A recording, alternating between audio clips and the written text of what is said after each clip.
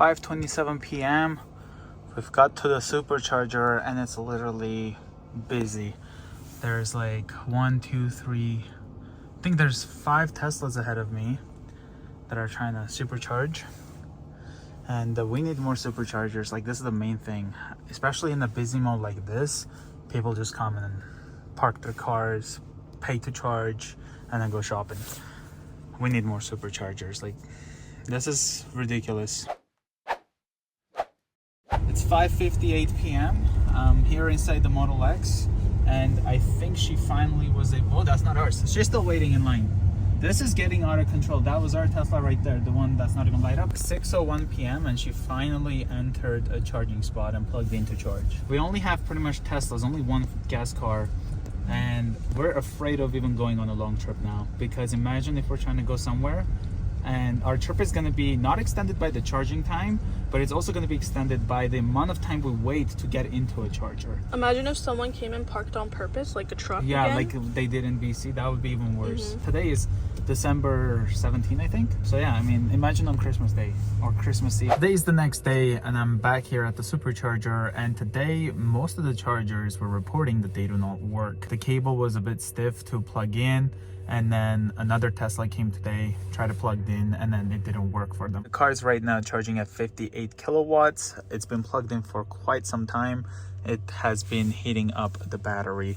As you can see here, it was pretty much charging very low kilowatts because it was heating up the battery, and here it is now getting much faster charge. So this is the main thing I hate about driving a Tesla, and that is to do with the limited superchargers that we have in the city. There's only one in Calgary. During the times when most of the chargers do not work, especially at a station with 150 kilowatts maximum charging speed, it is definitely a very bad day for every Tesla owner, because not only you have to wait the amount of time to charge your car, but also you have to come up, line up, wait to get a turn to plug in, and then wait to charge. This can also be much worse when you arrive to a station where gas cars intentionally blocked up a supercharger and they do not care at all. I did confront some of them. They just don't even care. I did make a complaint when it asked me how was my supercharging session.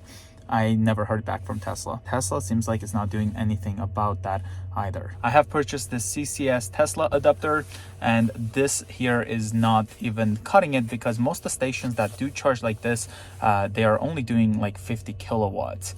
I have went to Petro-Canada, and those ones barely get me even 60 kilowatts at all with this charger. The best one I've gotten so far has been the Journey one from Chevron. Their new chargers where I tried it in BC. That's the best one. I could get about 150 kilowatts. There's a flow charger right there. That one only has one CCS plug. So yesterday when I tried to plug in there was already one Tesla using this adapter charging, and I could not do it. For Teslas, since they have their own charger, which I do like, look how small it is, and it's just so much nicer, especially at home.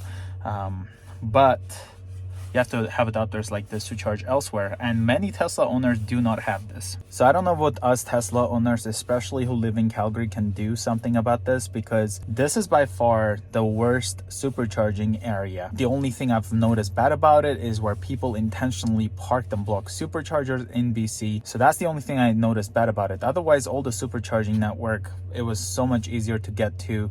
There was many of them available, most of them being 250 kilowatts. Like, you go to Red Deer, there's 2 superchargers. One is 150 kilowatts and the other one is 250 kilowatts. Then we have another one here in Kenmore, again 2 separate spots. In a big city like Calgary, we don't even have a 250 kilowatt charger. I definitely think we need to add a supercharger, which I have seen upcoming when I was picking up one of my Teslas, but it got delayed to 2023. At the end of the day, we need more superchargers, because during this winter drive, I lost up to 50% of my range. That being said, I hope you guys enjoyed this video. Let me know your thoughts about this supercharging issue where we have to wait in line to get into a charger and then wait to charge to continue our trip, because this is one thing that's going to stop a lot of people transitioning into electric cars. Most people I've heard, they always ask, how long does it take you to charge? No one ever asks, do you go and then wait in line like you do at Costco to fill up? When you see a line here, it's not as quick as the Costco gas lineup,